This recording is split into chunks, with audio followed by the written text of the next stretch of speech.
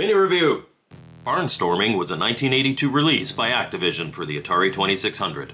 In Barnstorming, you're racing against the clock in a biplane, trying to fly through a set number of barns while avoiding birds, windmills, and weather vanes. Very similar to Skyjinx, but with a side-scrolling view, your round only ends once you've flown through the correct number of barns. Hitting any of the obstacles just slows you down. There are 4 game modes, the first 3 being set courses and the 4th being randomly generated. Like most Activision titles on the 2600, Barnstorming is graphically impressive and colorful. This one, though, does very little for me and gets old after a play or two. 5 out of 10. It's a mini review! Battlezone was a 1983 release for the Atari 2600. A port of the popular 1980 arcade game, Battlezone is a tank simulator. While the arcade was a first-person perspective vector game, the 2600 version uses colorful raster graphics and has your tank visible in a third-person view. Move your tank with the joystick in a 3-dimensional playfield and shoot anything that moves with the button. The radar at the top of the screen shows you where your enemies are when they appear. Keep going until your tank is destroyed. Battlezone sports some of the most impressive graphics of the original 2600 library, and it's fun to play. 7 out of 10. Mini review.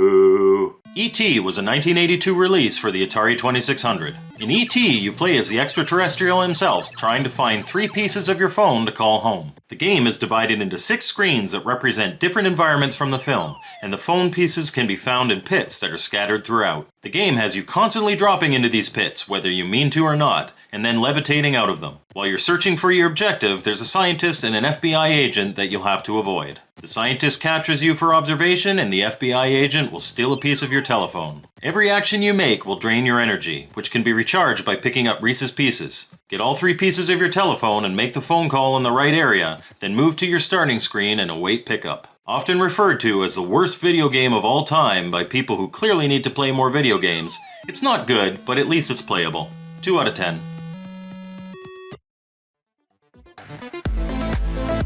Mini review. Haunted House was a 1982 release for the Atari 2600. In Haunted House, you play as a pair of eyes roaming around a house looking for pieces of an urn that, when reunited, will allow you to exit. The home has 4 floors, and the pieces can be anywhere. Find them by pressing the button to light matches and moving around every room. Watch out, though, as there are spiders, bats, and ghosts in the house that will try and stop you, and gusts of wind that will blow out your matches. You can also only hold 1 item at a time, so if, for instance, you pick up the scepter, which stops enemies from chasing you, you will drop any pieces of urn you're holding. Move back over the item you dropped in order to pick it up again. Different game modes turn out the lights, have bats that steal and hide items, and locked doors that require you to find a key. Haunted House is one of those titles that inspired an entire genre of scary-themed games, and while I've never been a huge fan, you can't help but respect its influence in that regard. 6 out of 10. It's a mini review. Ice Hockey was a 1981 release by Activision for the Atari 2600. A simplified version of the popular sport, you play as a team of 2 players trying to get the puck into the opponent's net as many times as you can while also preventing the other team from scoring on yours. Gameplay is simple. The game automatically assigns you to the player that is closest to the puck. There's an exception to that, though. Your forward can't ever be further back than your defenseman, and vice versa. The joystick moves your active player, and the button shoots or passes the puck. If you don't have the puck, pressing the button swings your stick. You can use this to try to steal the puck from your opponent, or outright knock them out. Score the most goals in the time limit to win. Ice hockey is solid fun when playing against a friend. 6 out of 10. It's a mini review. Maze Craze was a 1980 release for the Atari 2600. Primarily a 2-player game, although it has 1-player modes, your goal is to get from the start of a maze to the end first.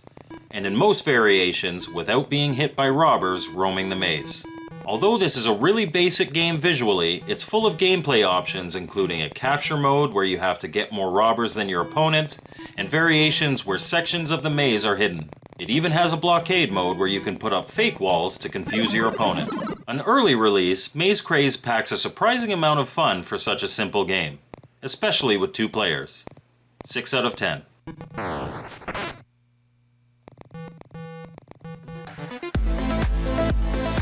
It's another mini review. Moon Patrol was a 1983 release for the Atari 2600. A port of the popular 1982 arcade game by Irem, Moon Patrol pits you as a car navigating a lunar landscape while dodging rocks, craters, mines, and enemy attacks. Your car can jump, and as is to be expected on the moon, your car is very floaty when it does. You can move forward, back, and jump with the joystick. The button shoots, and when you shoot, you fire a projectile both forward and up, allowing you to simultaneously target obstacles in front of you and attackers on top of you.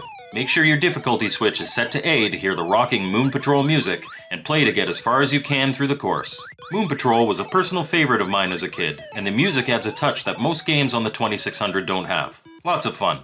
8 out of 10. Mini Review. Oink was a 1983 release by Activision for the Atari 2600. In Oink, you play as one of the three little pigs trying to keep the big bad wolf at bay as he tries to break into your home. Do this by grabbing the bricks at the top of the screen and pressing the button to place them when you're over a gap in your floor. Once you use all the bricks, they replenish, and the cycle continues. While you're doing this, the wolf uses his laser breath to chip away at your floor, trying to make a gap large enough to get at you. If his shot hits you, it'll pull you to the floor, and if you fit through the gap, he gets you.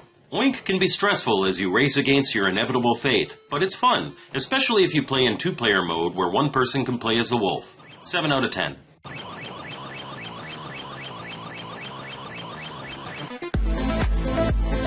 Mini Review. Pac-Man was a 1982 release for the Atari 2600. Licensed from Namco, Pac-Man was a port of the hit 1980 arcade game. The goal is simple. You move through a maze collecting pellets while trying not to get caught by the ghosts. Get the super pellets in the corners to temporarily be able to eat the ghosts for extra points. Often regarded as one of the worst arcade ports, people had issue with the flickering effect used to have all four ghosts on the screen, as well as changes made to the maze and behaviors of the ghosts. Pac-Man is by no means a bad game, and it's fun to play, but it pales in comparison to its source material. 4 out of 10. Mini Review. Riddle of the Sphinx was a 1982 release by Imagic for the Atari 2600. You play as a prince of Egypt charged with ridding the land of a curse. To do this, you need to make it to the Temple of Ra and present the correct item as offering. Depending on which game mode you're playing, you may have to also make the correct offering to the Phoenix, Sphinx, Temple of Anubis, and Temple of Isis in order to progress further. You can get items in several ways, including digging, approaching the goddess Isis, opening pyramids, and by interacting with merchants. Merchants can be a bit of a double-edged sword though, as while they often give you items, they sometimes take them as well. Through all of this, there are scorpions and bandits trying to stop you. Bandits sling stones at you, and if you touch them, they steal an item. You are able to sling stones back at enemies, but make sure not to hit Anubis, as that's disrespectful and it will hurt you. I should also probably mention that this game requires you to use two joysticks. The first moves and shoots, the second operates your item menu. Move up and down to find what you need, and make sure to stay hydrated in this interesting action puzzle game. 7 out of 10. Mini Review! Skiing was a 1980 release by Activision for the Atari 2600. One of the first games published by Activision, Skiing has you as a skier on either a slalom course or a freestyle mountain, each with 5 variations as chosen by the game select switch. On the slalom course, guide your skier through the flag gates as fast as you can until you reach the end of the course. Each gate you miss gives you a penalty to your time. In downhill mode, dodge trees and navigate moguls to get to the bottom of the mountain with the fastest time you can. Skiing is a very simple game, but the sense of physics and movement of your skier is actually really good, which makes this a surprisingly pleasant experience. 6 out of 10. Mini Review. Tennis was a 1981 release by Activision for the Atari 2600. An evolution of Pong, tennis can be played in either one or two-player modes. You play on a tennis court that has a 3D perspective. Press a button to serve, move your player to the ball to return. The game select switch changes the speed of the ball. The 3D view of the court is nice, and the ball physics are smooth and feel right. I loved this game as a kid, and in two-player mode, I still like to play. I really believe that this is one of the best sports games for the system. 7 out of 10.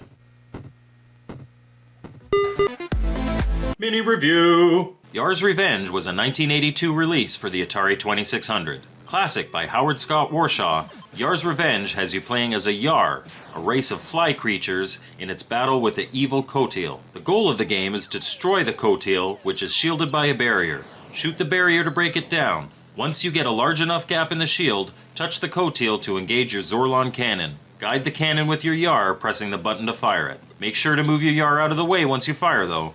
If you hit the coattail, there's a big explosion and everything resets to start all over again. During gameplay, there's a tracking missile that follows you around, and occasionally the coattail will turn into a spinning blade and shoot at you. Make sure you avoid these as you attack. Thankfully, this is made a little easier by the neutral zone, where you're safe from the tracking missile, but you can't shoot either. The coattail can hit you anywhere though. Yars Revenge is considered to be one of the best games for the Atari 2600, and it's hard to disagree. 9 out of 10.